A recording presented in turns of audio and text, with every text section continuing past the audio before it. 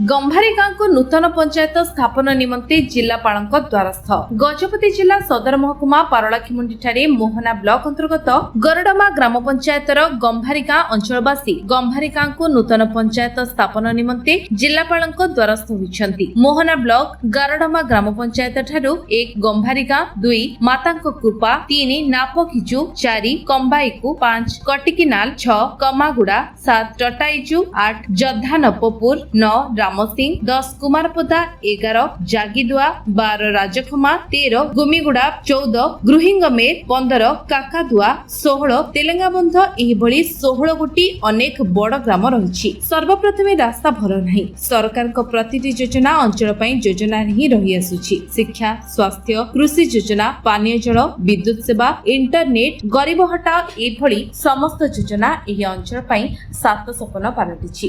राज्य सरकार किंबा जिला प्रशासन एथिप्रति दृष्टि देले अंचलवासी उपकृत होई परिबे बोली सूचना दैछंती। मोहन ब्लॉक ठारू 60 किलोमीटर दूर रे बसवास करि आसुछि। जीवन को बंची रहबा पई आम अंचलवासी रायगड़ा जिला और कंधमाल जिला को चाली चाली शिक्षा और स्वास्थ्य रक्षा पई निर्भर करूछु। आम अंचल को एक नूतन पंचायत स्थापन कले सरकार को प्रतिटी योजना सफल होई परिबो बोली सरकार को निकट रे अनुरोध करिछन। गजपति रेणुबाला भेनक रिपोर्ट विश्व विजय न्यूज।